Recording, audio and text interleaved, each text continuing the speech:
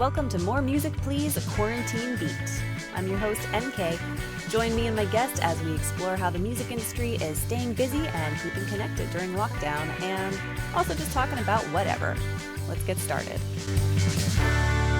Pushing the button. And on the line with me tonight, it's Brandi Thompson from Brandi and the Alexanders, an excellent New York City band. Thanks for hopping on with me tonight. Of course. Thanks for having me. Yeah, we were just talking about furniture, and this is really funny because for some reason this has been on my mind a lot lately. Maybe because I've been spending so much time at home, but I look around and I'm like, nothing matches. Like, this is all just like what I had and what my boyfriend had, what we happened to like inherit from our parents or like, you know, find on the side of the road over the years. And like, Yeah. I'm telling, like, mine is like a hodgepodge of stuff that like I try to like make look like we are actually adults. Like, I bought like paintings at like Home Goods, like, but then we have like crappy things that like it's not that I haven't wanted to throw them away. Like, I have, and it's not like I didn't have the chance, but I'm just like, but it serves a purpose. I don't know. yeah. I'm like one of those people that doesn't like to just consume products for the sake of consumption. It's like, well, if it's still functional, but then like nothing in your house matches. And Absolutely. that's where we are right now. I'm the same way. So, I like to, you know, use things until they're no longer useful, and like, and I'm fine with that. I don't need things to match, but then I look around at like, yeah, you know, some of my friends who do have houses that match, and I'm like, oh, that is kind of I nice, know. isn't it?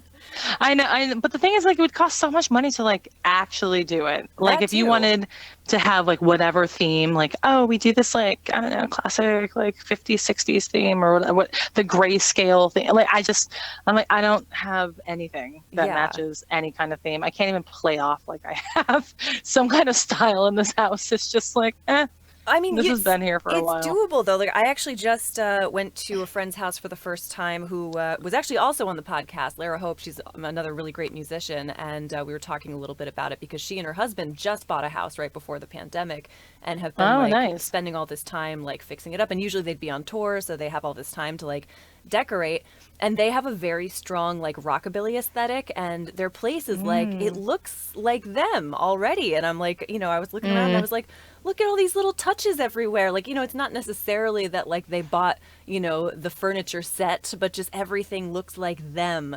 And she was like, yeah, Yeah. you know, it wasn't expensive. They sourced things, you know, from friends and Facebook Marketplace and whatever. And like, maybe someday I'll get around to it. That's brilliant. Yeah. We're like thinking about moving in the next, I don't know, year or two, maybe 3. And I'm like, you know what? Maybe we should just start throwing stuff away now and replacing it with like whatever. And it's like, but then what if we get to the place and it doesn't match the aesthetic of the place? So Or it I doesn't think fit I'm in just the stuck with door. it. Or doesn't fit in the door. Exactly. So I'm like, well, I guess this is what we have until we leave. Yeah. So, Do you live in New which York is City? fine. I live in Brooklyn. You Yeah, do. I'm in Brooklyn. So, I've been here for 20 years now. wow. Let's talk about, I think you are the first city dweller that I've spoken to during the pandemic on this podcast. So let's talk about it. Oh. What's it been like in Brooklyn for the last 4 months? Oh, well, so I came down with COVID allegedly. Did you? Like, yeah. Well, I got it in like literally on my birthday on Ah. March 7th. So I like I had my family. We went out for brunch that afternoon, just me and my husband and my 2 kids, and we went out for brunch. And then like I started like, and I had surgery. Here's the thing. So I had on March 2nd, I was like hanging out with friends in a bar, like celebrating, like, you know, it was actually a post like holiday party that we were really late to getting to. And so I was like, well, I have surgery the next day, so I got to go home. So I went to surgery feeling fine, like no symptoms, nothing. Had the surgery, came home, and then for the next like 2 or 3 days was just like recuperating. So, but my birthday was on the 7th. So I had the surgery on the 3rd. 4th, 5th, 6th, totally fine. The 7th, I wake up and I'm like feeling a little achy. But like I just had surgery. So I'm like, well, of course I'm feeling achy. And then we get like on our way back from brunch and like I just started feeling really gross. And I was like, well, hopefully it's not like an infection from the surgery. So I call my doctor, like we're driving all over town, like picking up like pies because I hate cake and I was going to have pie for my birthday. And like, I'm on the phone with my doctor, and like, I was like, well, I'm not feeling really well, and like, I'm not really sure what's going on. And she was like, all right, well, since you just had surgery, like, let us know if it continues, if you start feeling, really bad, if you get a fever, if you're like, whatever. I was like, okay. So later on that night, my husband finds out that one of his coworkers had gone to like the CPAC convention, like the conservative Republican convention, like Yeah. wherever it was, where a whole bunch of people were exposed. And so he was like, oh my God, this guy went. And like, now he says that he's going to like quarantine and all this other stuff. Ended up he didn't have it, but like now that makes me nervous. And so I just happened to take my temperature as a precaution, and I had like 103-degree fever. And I was like, oh, Jeez. well, that's not cool. Yeah. So my sister and like her fiance and my mom were all over. I'm like, I kicked everybody out of the house and was like, just in case. And I like go to the hospital, and they test me for everything. And they're like, well, if all the tests come back negative, it means that you probably have it. And then we have to start talking like the Q word. And I was like, what's the Q word? They're like, quarantine. And I was like, oh, please don't lock me in the hospital. It's like terrible. So, and then of course all the tests come back negative for like everything else they have to test for in the hospital. So I'm like, oh my God, like, are they going to like make me stay here? They're like, actually, no, we're going to let you go because your lungs look clear and you're just presenting these symptoms, which are like the symptoms of COVID, but this is early March and no one really knew what to do about it. So unless you were like on your deathbed, or like you definitely shook hands, or got coughed on by someone with COVID, they were like, just go home. Yeah. So they sent me home, and I proceeded to like infect my husband. Either my kids had it before me or they got it after me, but they didn't really show any symptoms. But we like quarantined for, I don't know, like 2 months. And then at the end of May or the beginning of May, we kind of like, we're like, you know what? I know cases are like dropping, but people in like our apartment building have died. Like, I don't trust our elevators. I don't trust our hallways. I just want to get out of here. So we like left for 7 weeks. We went to like Cape Cod, and just stayed in like my in-laws have like a little house in Cape Cod. So we like stayed in the empty house in Cape Cod where no one else would be. And then we just came back like last week. So that does mean that we missed like all of the Black Lives Matter stuff as well. But like, well, it's ongoing. But like, we were here for the beginning of that horrid craziness. So yeah, we just. That's wild. No, it sucked. It sucked. I'm glad that it sounds like you didn't have too extreme of a case. And did it run its course pretty fast for you? Yeah, I'm sorry. They what? Did it run its course pretty fast for you? No, it was like 3 weeks. Really? So, and I like lost my sense of smell and like all the things, like the cough that like would never go away. And so it's just like, thank God I didn't have it any worse. But, my other friends had kind of the same symptoms. Like I caught pink eye from it. Like you can develop pink eye from this thing. Like you get every single weird, annoying, like ailment that you ever get, like you could ever get. And like you get it, like you get the fever, you get the chills, you get the cough, you get like sinus pain, you can get pink eye, you can lose your sense of smell, like you can, like it's just, and it, like one of my friends, I didn't even know that this was a symptom. She was like, oh yeah, I have the joint pain. I was like, what's the joint pain? She was like, oh, yeah, since I like started recovering from this, every day I wake up and like my left hand is like inflamed and it hurts. Like it takes a little while for like, it's like arthritic all of a sudden. It's giving and I was like, are arthritis? You kidding? Oh yeah, she's like 35. So like, it's just, it's a very weird disease. Like you don't know when it ends, frankly. Like I think she had it 2 months ago now, and like she still has this joint pain in the morning.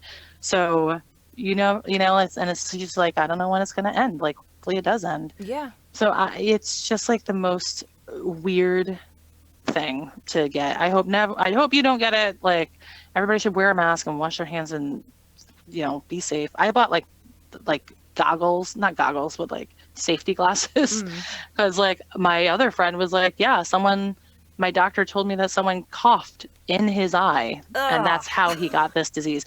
Not like coughed in his eye, but like coughed, purpose, and like a piece must have gotten in his eye because he was wearing a mask and he had his gloves.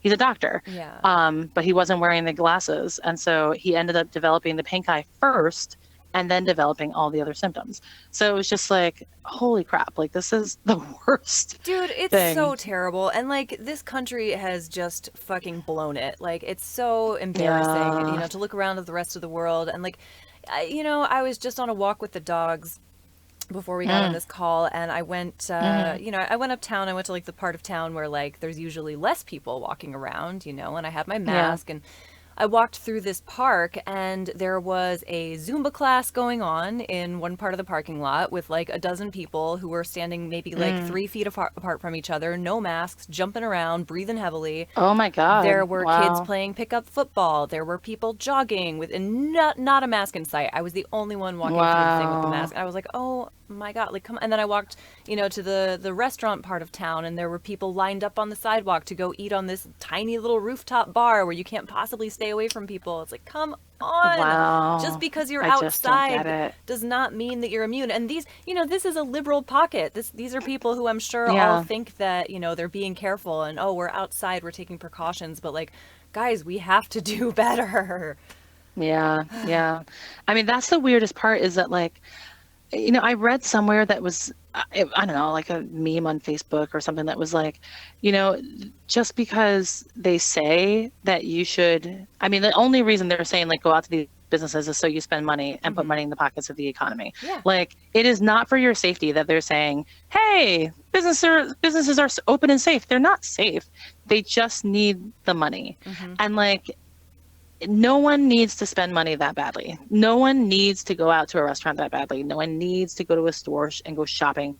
Like malls opened in New Jersey and people were like, oh, I need this. This is my therapy. It's like, then call a therapist. Yeah. This is not the way to get your therapy. Like, are you kidding me right now? Well, and the problem is, like, I just don't get it. People do need to do it, but they need to do it because we live in this shitty capitalist country that, refuses to subsidize people staying at home. And refuses to, they come up with this paycheck protection program, and then all of the money goes to massive corporations or, people who are friends with people in the government, and all of these small businesses get nothing. And, so I see it, what breaks my heart is like, I see small business owners on Facebook who are pissed off at Cuomo, who are pissed off at, at the fact that things were shut down and, they're taking away our livelihood. And it's like, no, there is a pandemic. Yeah. What should have happened is we all should have been paid to stay at home. But this country is so allergic to the concept of handouts that they just can't accept it. I was thinking a lot. Sorry, I'm talking so much, but like, no, I'm into this conversation as I sip my wine. Go ahead. Yeah. So I've been thinking a lot about freedom. We just passed the 4th of July, and we are in this crazy time where there are people who are really clinging to this image of America as the greatest country in the world and the land of the free and the home of the brave. And, even when I was younger, I was always like, are we really that free? We don't have that many options. And I was always told, oh, but we have freedom of speech and we have freedom of religion. And that's what sets us apart from countries that don't have that. But, really, we don't have that many options. We live in a heavily policed state. And I think, there are people who are so mad about being told to wear a mask because it's one of the only, the freedom to wear what they want on their face becomes this sacred thing because it's one of the only ways in which they actually feel like they have control. You can't tell me I have to do this. I'm free. I'm an American. But if we had the freedom to, not die because we couldn't afford a $10,000 hospital bill, then maybe we wouldn't be so pissed off about having to wear a, you know what I mean? Like I'm not putting this thought together all that well, but No, but I get what you're saying. Like we're free based upon honestly like your status. Yeah. And I was reading this. I spend a lot of time on Facebook reading memes, as you can tell, because I'm about to tell you another one. But like I was reading this actually it was from a Reddit thread, and someone was like, welcome to the Freedom Cafe. You don't have to wear a mask in here if you don't want to. Now, at the Freedom Cafe, because we don't enforce or infringe upon any personal freedoms, all the cooks in the back don't have to wear a mask either. They don't have to wear gloves and they don't have to wear a hairnet because that is their right to do so. Our cooks also taste all the food before it goes out. They don't change the spoons because they don't have to, and we're not going to tell them that they have to. We also don't require anybody to clean the bathrooms because that's not, personal sanitation or what is it, like your your personal hygiene is your business. And if they don't want to wash their hands before they leave, they shouldn't have to. And we're not going to force them. It's like the idea of freedom and personal freedoms extends as far as the people who are in charge. Yeah. Like the people who are coming to a restaurant to spend their money, who believe that they're above the people who work in the back, are the people who are like, I don't have to wear a mask in here, but you do. Right. Because I don't want to get sick, but I don't, if I get you sick, well, then that's my business. Like, and it's because they feel like they are elevated above these people who are the quote unquote essential workers. Like, and for, you know, this country has been built on that for like since its inception. It has been built on the quote unquote essential workers who have always been the lower castes of society. And for a pandemic, where literally all of our lives are dependent upon the social contract we have with each other. Like how clean your hands are determines whether another person lives or dies. Mm-hmm. Whether or not you wear a mask determines whether or not another person may live or die. Like, or if they don't wear a mask determines whether or not you might live or die. You know, and so it's like this situation really does lay bare the fact that we are all reliant upon each other. And it is shocking to me that people don't give a shit. Yeah. They like absolutely don't care that you could infect this person who would infect that person whose grandmother might die.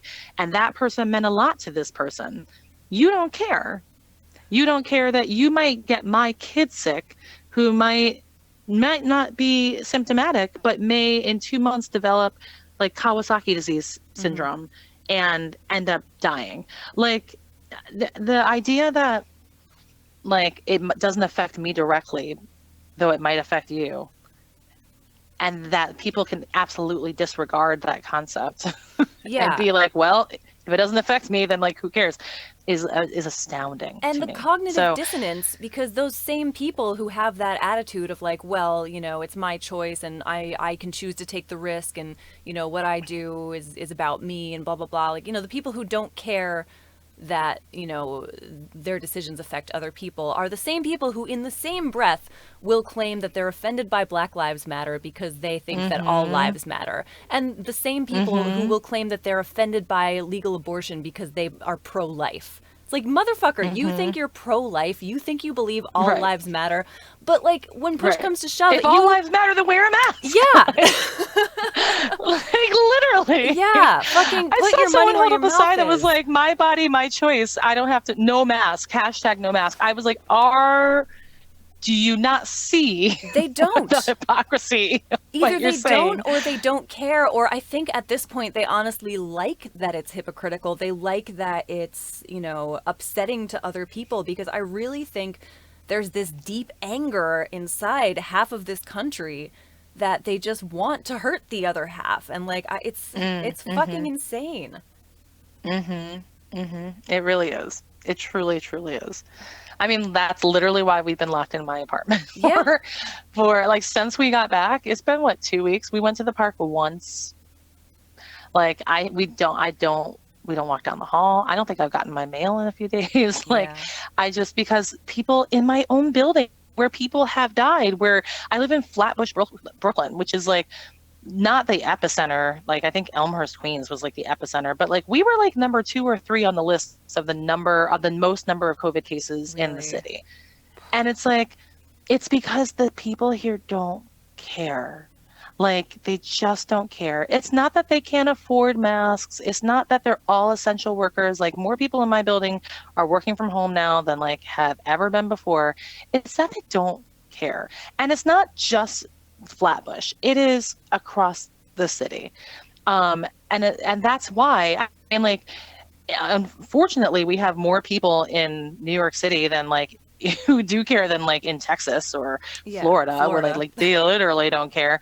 But like I still saw the pictures of Memorial Day weekend where people are like hanging out in the park, and people are like, you know, sitting in before Memorial Day weekend, just sitting in the park, like on the grass, the first nice day of the year, and like no masks. It's just like, all right.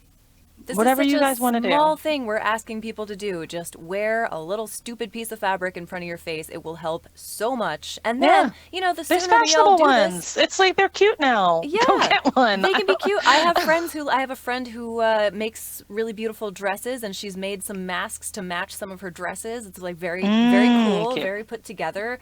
And like I'm more Yeah. of the just like give me something functional, I don't really care to like Right. make it look cool, but like just do it. Just do it. And Yeah. the sooner we all do it, the sooner we can go back to doing the things that we love. Because of course I hate this. Of course I miss going to shows, and I'm somebody who likes to go, get drunk in crowds and like dance with strangers. Like I miss it, but like so what? It's not about me. It's about everybody.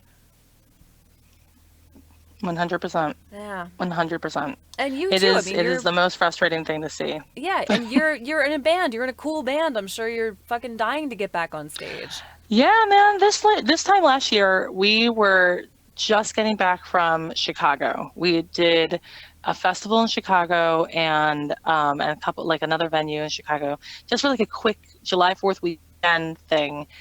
And it was the best time. And I just can't believe that like a year later, like we haven't played a gig since February. We were like one of the last gigs. We played Brooklyn Bowl in February. We opened for Christone Kingfish Ingram, which was awesome. Yeah. And I mean, and like that was it. Then it all shut down like within days after that show. So, and like, unfortunately, I don't know. I mean, a lot of people have been doing like kind of singer-songwritery performances online. Like, I suck at guitar. I'm learning it. I'm taking lessons. Cool. I'm taking piano and guitar lessons now. Probably should have done that years ago. But so like, it's hard for bands because bands cannot perform together. Like, unless you're editing a video and you're recording it separately, but like, then you're kind of losing the band feel. You know what I mean? Of course. So I wish there was a way, like a Zoom. My mom is so cute. So my mom lives in my apartment building with me, right? Not in my apartment, but in like my building. There's like 3 towers, and she lives in a different tower. So she's just close enough, but like also far enough away that like we don't lose our minds. But she comes over every once in a while, and like she'll hang out with us, and she does this. She does this like open mic Zoom thing on like basically every night of the week. It's amazing. But she has figured out, my like 69-year-old mother has figured out how to make the settings on Zoom so that you can sing with someone else in time without the delay. Oh, wow. And I'm like, what? I didn't Teach know, me this yeah, so I didn't we know they can had the figure this out. technology. That's Yeah, crazy. it's great. So now it's my little secret. I haven't even tried it yet with my band. I'm going to see if I can actually make it work. But like, if I can, then maybe we'll perform. But otherwise, it's kind of like, well, I guess I'll see you guys next summer. That kind of gives me Hopefully. hope, though, because that was what I was going to say was like, in my experience, it's impossible to play music over Zoom because there's always some kind of delay. I did try early in the quarantine. I tried a couple of like Zoom karaoke nights that people were putting on. And it was like kind of fun, but you just kind of had to accept that because like the guy running the Zoom karaoke was like playing the backing tracks, and then you would sing on your screen. That's tricky. So there was always like a little bit of a delay, and like sometimes the person singing couldn't even tell, and then afterwards like my friend would be like, how was that? I'd be like, well, your track was kind of whatever, it was fine. Yeah. Like, Yeah. so yeah, I'm very heartened to hear that there's maybe hope for playing music together over Zoom. Yeah. If it works, I will let you know for sure. Yeah, Like, thank your mom for me. please let this happen. Yeah. I'm fingers crossed that this turns out to be amazing. Yeah, yeah. So, I mean, you said you had missed Black Lives Matter. I don't think you have. I believe that this is an ongoing movement that hopefully will not stop. I mean, I hope so. Yeah. I mean, I've been to a few marches. There's a bi-weekly one here in Kingston where I live, which I've been to several times. And, I feel like when I show up and, when the average person shows up, all we're doing is just continuing to demonstrate that, like, we still care, we still support the movement. But, the real work is being done by the organizers who are actually, like, working with, city officials to, like, try to get some laws changed and try to, make some actual progress. But, I do think it's helpful for people to continue to, like, show up and just, demonstrate the numbers. So I mean, obviously you're in the city, you've got two kids, like you probably are not trying to go out in any crowds anytime soon. But I mean, what have been kind of your thoughts as all of this has been happening? Yeah, for me, so like all of this went down when we were in Cape Cod, right? And Yeah. so it began, I guess, the new movement began while we were in Cape Cod. And I was like, I want to go out there and demonstrate. I want to be at this march. I mean, like we're in Cape Cod, like how many people are actually going to march? But I was with my in-laws, which was an interesting experience altogether. But my in-laws are like much older, and so they were like, we are like the people who are at risk of contracting the disease. Please do not leave the house. So I was kind of prevented from going out and marching while I was there. But then when we got back, like, again, my COVID fears have outweighed my need to like physically be present and demonstrate. So I've been doing a lot of like armchair protesting, but also a lot of donating. Yeah. A lot of money has left my pockets and gone to causes that I think are worthwhile and will help support the movement. But I've also been having a lot of really hard conversations with a lot of my white friends. Like my husband is white. Like I've had talks with him about like, this is why I think monuments should come down and like why I think it's effective. Like, I feel like the movement is more than just being in the streets, thankfully. So when I say I missed it, I feel like I missed the like throngs of people marching down the street. Like they marched right down Flatbush Avenue. Yeah. And apparently like the street was boarded up and like all my Target across the street was closed and like all this other stuff. So I missed that kind of excitement. But as far as the movement goes, like it better continue. The thing that like, I guess, I don't know, makes me the angriest about this is, and I had this is the talk I had with my friends today, it's been very nice to like get the, oh, they painted a street and like, oh, they're going to maybe change the Redskins to something not really offensive. Not horrible. Although that has, nothing to really do with the black people, but I'm down with changing the Redskins name. It's about but time, like, yeah. You know what I mean? Like lift every voice and sing before the first NFL games of the wonderful. That is very nice. Can we please arrest Breonna Taylor's murderers? Yes. Can we please charge and actually convict the police officers who murdered George Floyd? Can we stop hanging black men in trees and calling it suicides? Yeah. Can we actually make criminal justice reform a thing? Can we make economic reform a thing? Can we change the way our schools are funded in urban cities so that the impoverished neighborhoods that are here are not what determines how much money a school gets? Like, can we do the things that are actually going to affect change? It's nice to have symbols, and I am down for symbols. I am down for Woodrow Wilson's name being peeled off of buildings. I'm down for statues being toppled, because I do think that how we choose to represent ourselves matters. I do think that when we go to a public square and we see Stonewall fucking Jackson and a monument dedicated to him, that it is intimidating to black people. Like when the band went down to Tennessee last year, and while we were there, I think it was there was some kind of holiday or maybe it was not last year. Maybe it was when we were in like North Carolina. And the weekend we went down there, it was like a Confederate holiday. And I was like, you guys have holidays for the Confederate leaders of the war? Like, Confederacy why? lasted like 4 years. Like, why? Yeah, why are you still celebrating it? But you guys, not only did you lose, they were the traitors. Yeah. They were the people who tried to break the country apart. Why are you celebrating that? And like, it goes back to states' lives and blah, blah, blah. No, like, it just, or states' rights, not lives, but like, it boggled my mind. Like, I couldn't believe that an entire segment of the country reveres these people. And part of the problem with that is that, like, they don't know the history. There's just a holiday to a Confederate leader because he did something in the war, but we don't talk about who that person was. Right. There's a monument to Stonewall Jackson, but we don't talk about who he was, how many slaves he owned, how many people he killed in the name of slavery. you can call it states' rights all you want, but like we know that the rights the states wanted to have was the right to keep people as slaves. So like, Yeah. why, you know what I mean? Like, it's kind of amazing to me that like the monuments were erected, and they were erected in the early 1900s. And even up until the 50s, they were erecting these monuments. They were not doing it to honor slave or to honor civil rights heroes. They weren't doing it, I'm sorry, Civil War heroes. They were doing it to intimidate an entire population. This is during the rise of the KKK. This is during the rise of the anti-civil rights movement.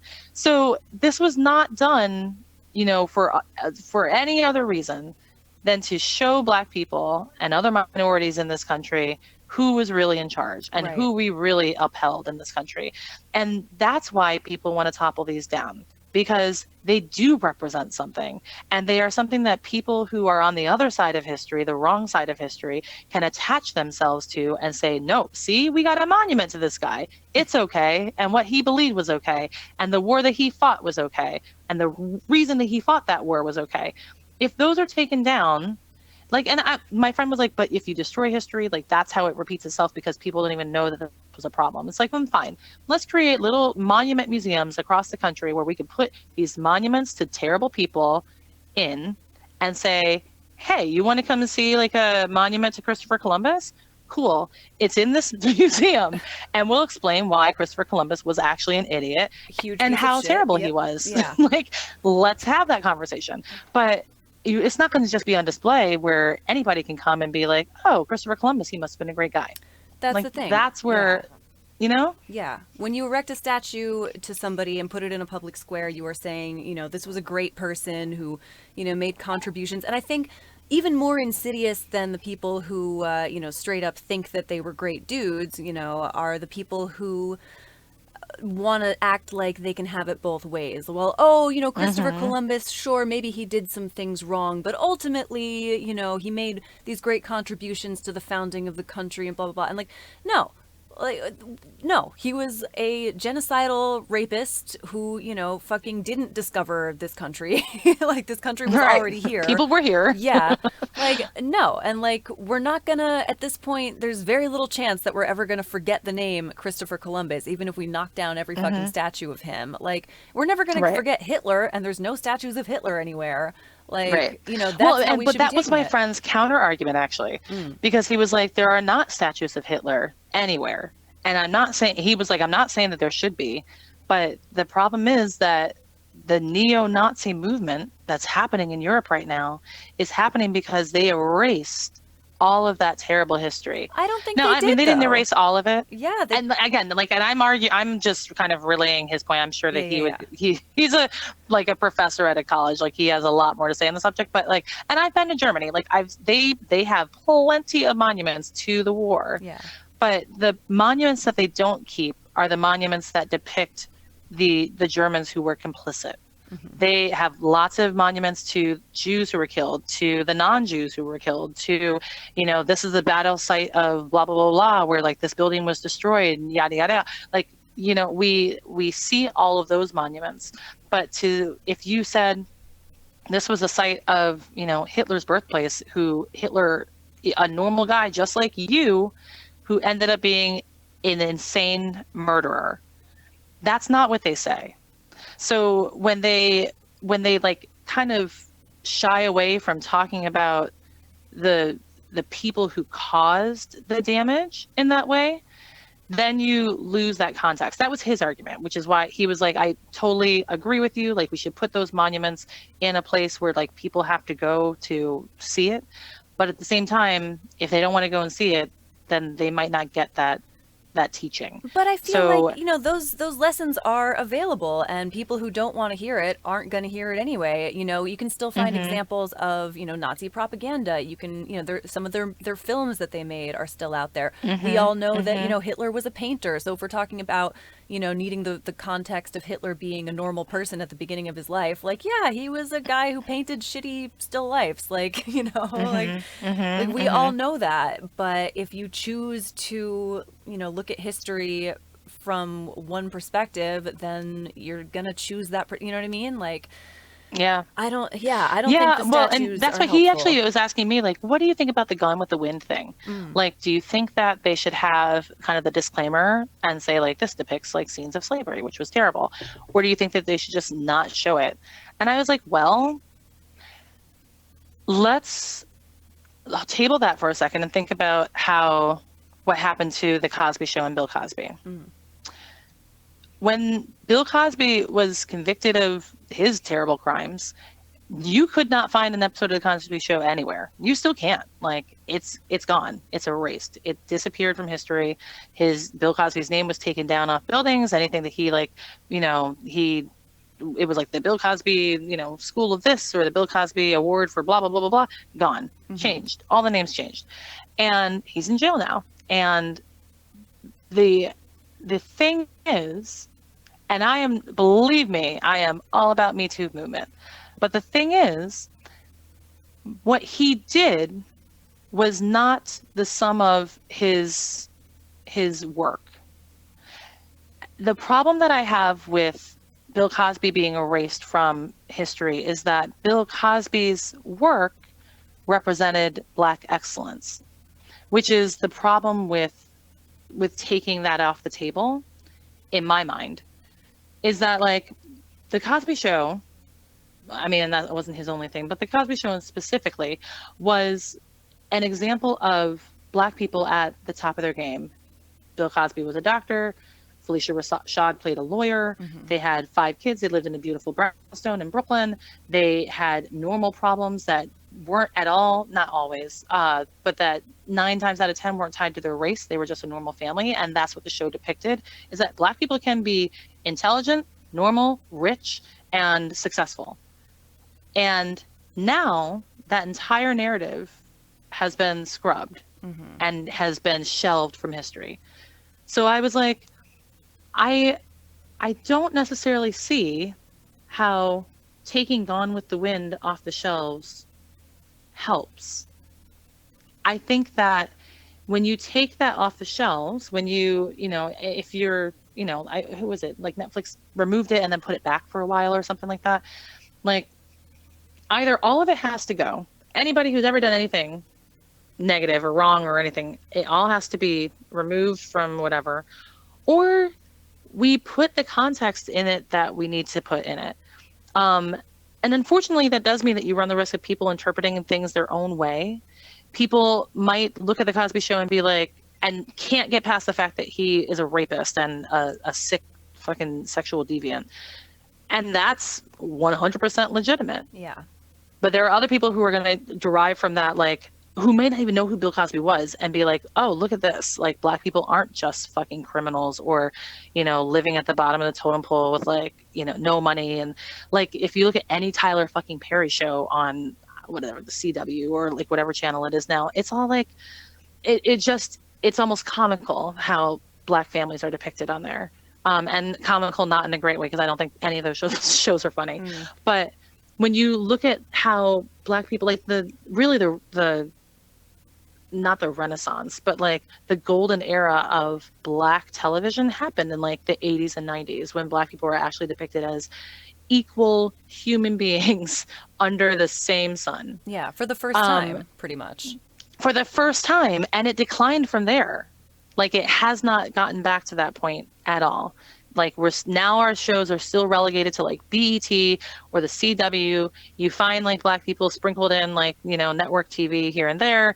You find like, on Netflix and Hulu and like all those other shows, like, or streaming channels, like you'll find them in there. But there aren't that many shows dedicated to Black excellence if it's not like, an all Black cast with mm-hmm.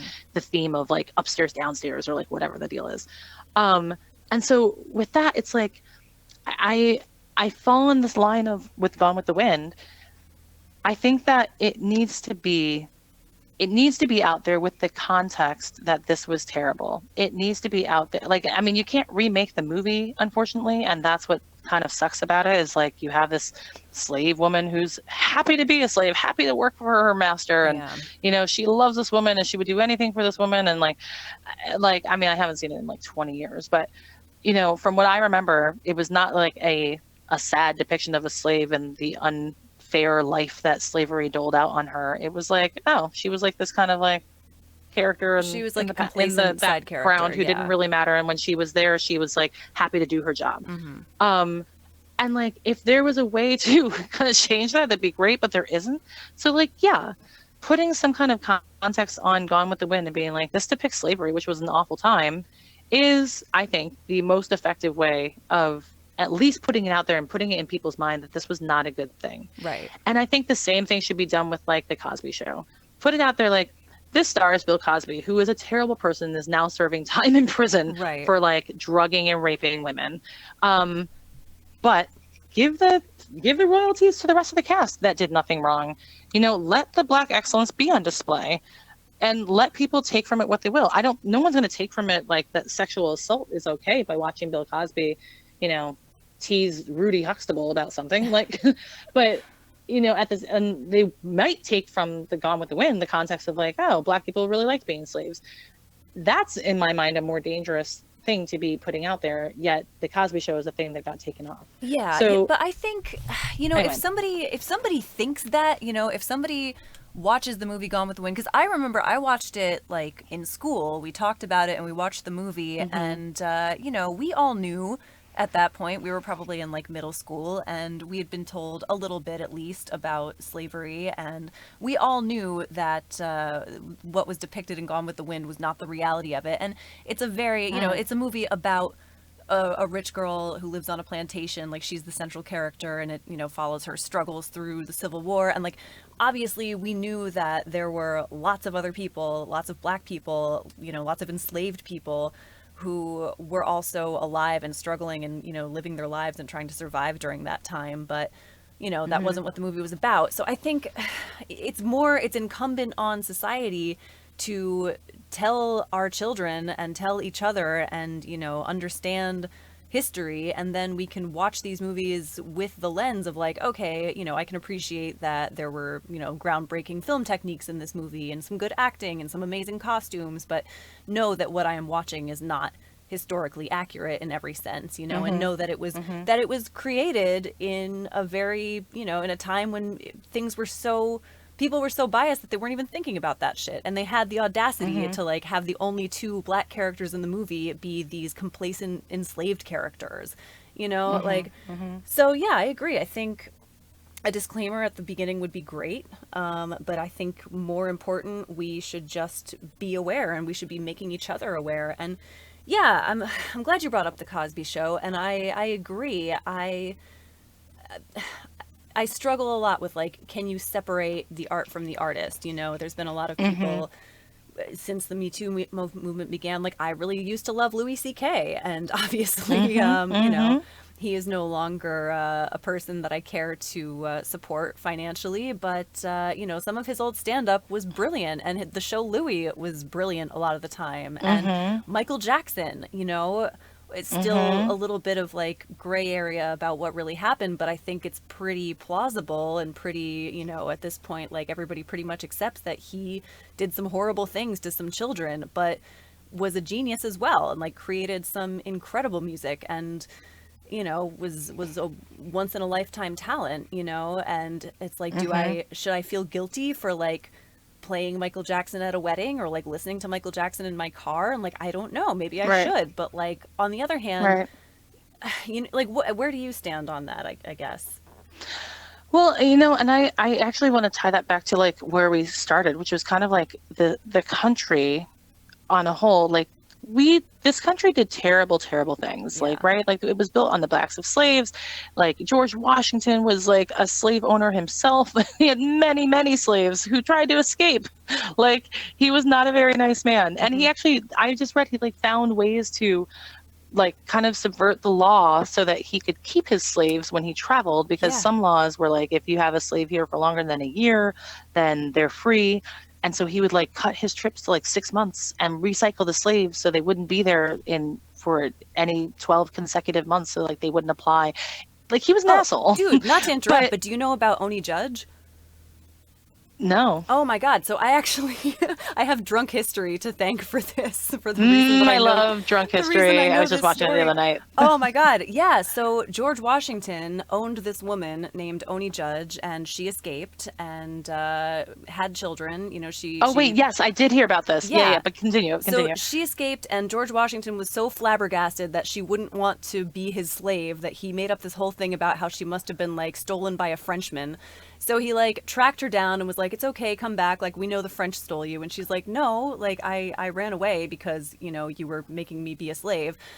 And he was like, "All right, well, come back." And she was like, "No." And then she had kids. She was living freely and she had children.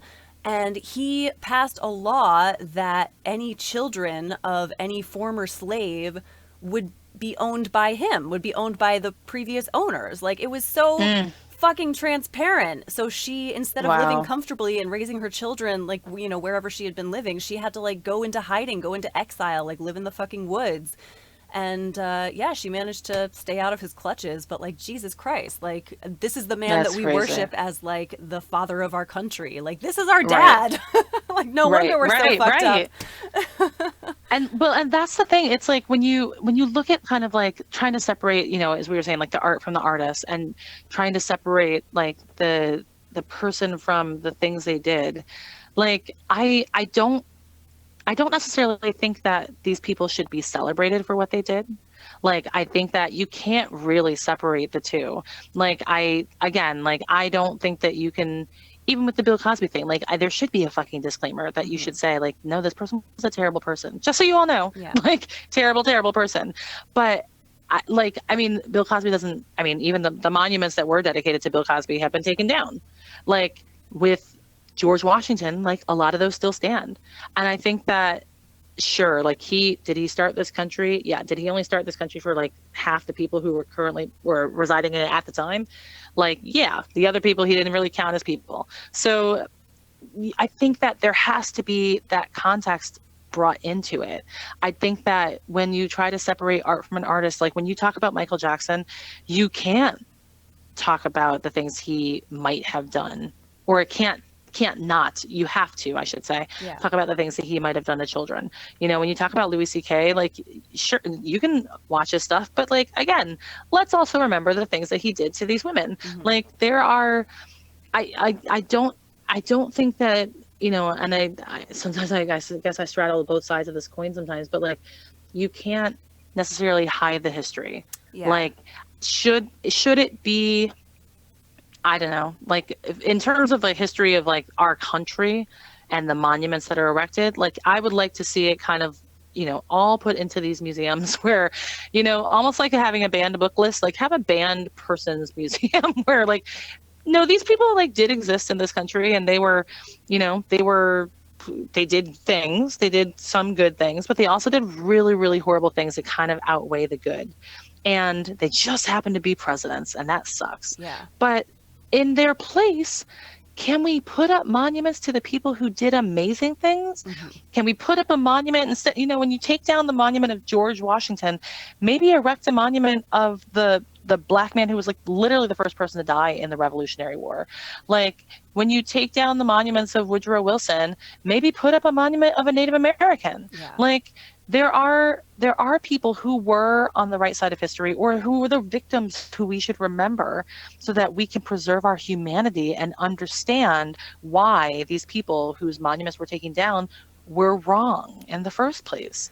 You know, and so when you walk by that monument and you see a monument to a Native American person, you're not going to just think that they were savages. You're not just going to think that they, you know, are high school fucking mascots. You're going to think that these were real people who were brutalized in this country and who have a legacy of their own. And I think a lot of people don't understand that. And that is because we have not put these people, the victims of our history, on a pedestal like that. So, you know, and even going back to the art, like, there are plenty of artists who have not done terrible things. Like, like, if you really love Michael Jackson's music, listen to it. And I honestly, like, I agree with you. Michael Jackson's music is some of the best music in pop history.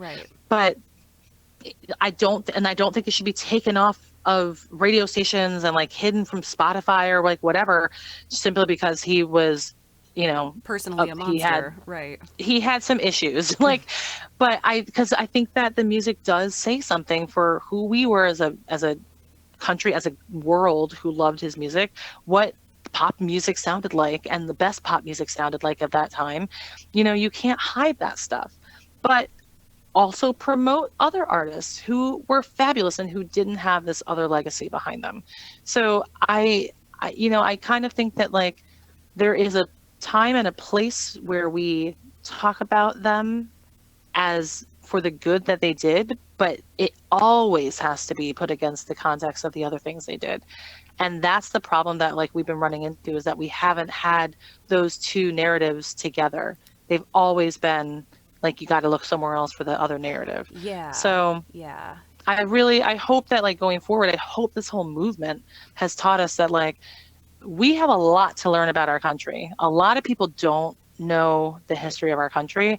We have a lot to learn about our art. Mm-hmm. We have a lot to learn about, you know, who was given awards and why. Why do we revere these people and not those people? Like, what, you know, Right. we have a lot to learn. And I think that that's what people are starting to discover now. I think, yeah, I completely agree. And I think, you know, as you've been talking, I've kind of been thinking like there's the half of the country that wants regression, the half of the country that, you know, whose slogan is "Make America Great Again," as though there was this time in the past when America was great. You know, I think what upsets them so much, what makes them so angry and so afraid about all of this, is that their entire narrative that they believe about their country, that they believe about themselves, is being directly challenged. And I think they know that it's true. I think they know that, you know, this country was stolen and built on the backs of enslaved people, and that everything about our entire system is ass backwards and fucked up. Mm-hmm. But they don't want to believe it because they are so invested, so deeply invested in it. And, you know, their own personal self-worth and their own self-image is invested in it. You know, it's all tied together. You know, all of these problems are all tied together. But just as kind of like a microcosmal example, look at like the student loan forgiveness plan and how some people were so upset by it because they already paid off their student loan, so it wouldn't be fair to them if other people didn't have to pay off their student loans. You know what I mean? It's like it's this whole just, well, this is the way things are and it's been working for this long and it's working just fine. And like, no, it's actually not, and it hasn't even been working. Like, you know, we've just brushed some of the uglier chapters under the rug. So, Right. yeah, Right. I mean, this whole... Well, and I think that like, oh, sorry. No, Go ahead. you first. No, I was just, you know, when people say like "Make America Great Again," I don't, I think it's like, I don't think it's not funny, but like when people are like, "When was it great?" We had periods of greatness. We had a period of greatness when we finally had the civil rights movement and were able to change laws in this country to actually affect change and let everybody be a legal and full-fledged citizen. We had a period of greatness when slaves were free, and for the 10 years after the Civil War, we had this amazing Reconstruction where Blacks were actually given equal rights and were elected to Congress and had their own amazing towns and cities. Black Wall Street was created. Like, we had periods of greatness. So when other people say, "Make America Great Again," it depends on which American you're talking to. Right. So there are the Americans who think that the best period of greatness was when people had slaves. There are people who think that greatness was when we had segregation. There are people who think that the greatness was, you know, in the late 60s and early 70s when we had like record employment and we had like income equality, not for men and women, but at least like there wasn't this huge gap between the rich and the poor. You know, there were periods of greatness. I would like to get to those periods of greatness again. I think that like that is where we can be amazing. I love that sentiment and I want to agree with you, but even during those periods, there would always still be this ugly underbelly of resistance to progress, you know? And I think that's what I mean when I say that, you know, the country was never great. And Oh yeah. maybe what I'm expecting is perfection, which is impossible, but you know, we're just built on this system of, you know, somebody's always got to be on top, and like, yeah, I guess that's what I mean. It's just, No, it's all no, and I very, mean, and that's 100% legitimate, because I feel like that has always been there and always will be there. There are always going to be two sides, right? There's always going to be someone who's opposed to the other. I don't think there's ever going to be harmonious agreement across the board about what is best for the country. Or what is best for even our society, as we like, I mean, humanity, we're in a yeah. pandemic and we can't agree that like that masks are essential. Like there's Or, I always mean, going to be someone who's the our- naysayer. Our planet is heating up rapidly, and we're not going to be able to live Yeah. here anymore, and we can't even agree on doing something about that. It's like, Right, yeah, right. we have a pandemic and a climate crisis. Like, how much more, you know, human united crisis can you possibly get? We have two, and we Yeah. still can't get our shit Yeah. together. But you know what? Like in those tough moments in the past where like, yeah, there were people who were like 100% against the Civil Rights Act. There were people who were against Reconstruction. The good people won. And so I can only hope that in this era of a pandemic, of global warming, of a 2020 election that is going to be super crucial, that the good people will actually win out. The sanity will win out. The people who can see with 2020 vision down the line will be like, this is the way we got to go, you know, because otherwise we're just going to be extinct in the next, like, I give it 5 years tops if we don't change things. But, Yeah. you know, I gotta hope that like people are going to be on the right side of history in the future for as long as we have a history and we don't get wiped out by like, you know, a heat wave or something.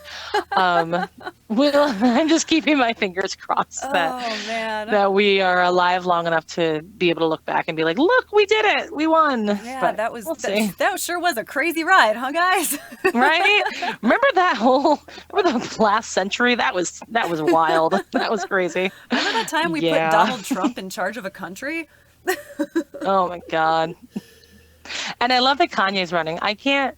Like, I just, people are like, he's gonna split the black vote. I was like, who? I What don't- black yeah. people still like Kanye? Point yeah. to me the black people who still love Kanye's music. We I gotta don't have a think at this conversation. point, if he had like put this out there like 9 months ago, like maybe, like honestly, if he, I would even be 9 years ago, I would be like, I'd be worried.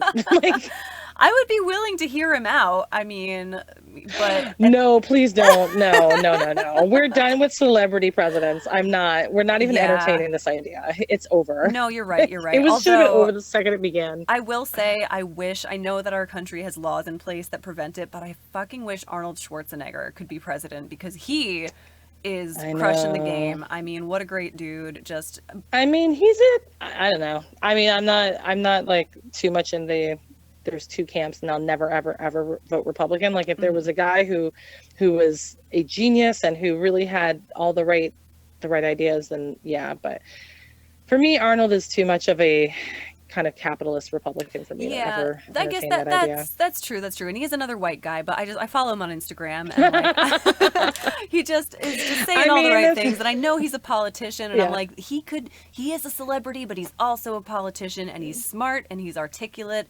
and yeah, he's got a little mini horse, you know. Like he's got a good heart. I mean, maybe I'll check him out on Instagram. He's posted some funny things in the past. I might, you know, I'm not saying I would vote for him, but I might give him a like. Yeah. No, I mean, obviously what we need is to stop just electing old white men. We need to, you know, switch that up and make things. It would be nice. Look, see hey, some it more starts of at the lower levels. And I think that's the thing that people forget. Like these little elections in between like 2020, 2024, 2028, like these are the elections that really count. Like when Yeah. we're voting for district judges, when we're voting for local Congress or council people, these people are the people who eventually elevate themselves to the status of senator or legislator and, you know, congressperson. We have to start paying attention to the local elections, and that's where it starts. So if there's one message I'm going to leave you with, it's please start voting in all of the elections and not just the ones that happen every 4 years. That's a perfect place to Because leave they it. matter. Yeah, that's Yeah. a really good message for this episode. Brandi, thank you so much for talking to me. That flew. Yeah, it really did, didn't it? Yeah. I mean, you talk about, politics and race relations. Yeah, There's a lot to say on the subject. This podcast has been a very good place to because I'm talking to a lot of wonderful, like-minded people like yourself, and it's can sometimes just be like a great place to vent. Yeah, it definitely is a nice little sounding board. I mean, hopefully, not everybody's just existing in their own echo chambers, but sometimes it's nice to have an echo chamber. Yeah. Right? It's comforting. Yeah. So before I let you get back to your life, do you have any Brandi and the Alexanders business to plug, or any albums out in the world to let people know about? Yeah, that live show I was talking to you about, we actually are releasing some of the music from that show. So the first single to drop from that is a new song that we and that's called Mama Told Me. So I actually did the Instagram takeover not too long ago where I kind of teased it and gave everybody a little taste, and it's going to be dropping later on this summer, full release. We also have a few other songs from that show that we might be releasing. And then, our plan was to get back in the studio this year. Obviously, that's not going to happen until it's safe to do so. But as soon as we are back in the studio, we've got some really good new music that we're going to start releasing. Unless I figure out the Zoom thing and we can just record it. But other than that, but right now we're really excited to release the live show because it was a fantastic show, and we had some really good stuff on there and some new takes on some old tunes, and it's gonna be good. So awesome. Hopefully just keep an eye out for that. Check us out on Instagram, Brandi and the A's, Brandi with an I, and Twitter, Brandi and the A's, and Facebook, Brandi and the Alexanders, and we got some good stuff coming soon. Awesome. I will be looking for it.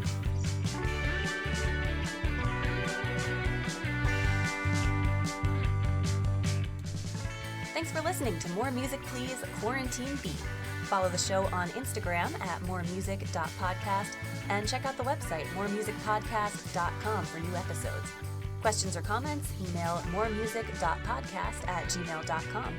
Thanks to DJ Scully, Michael Cadnar, and James Stewart for the catchy theme song you're hearing now. I'm MK Burnell. Talk to you next time.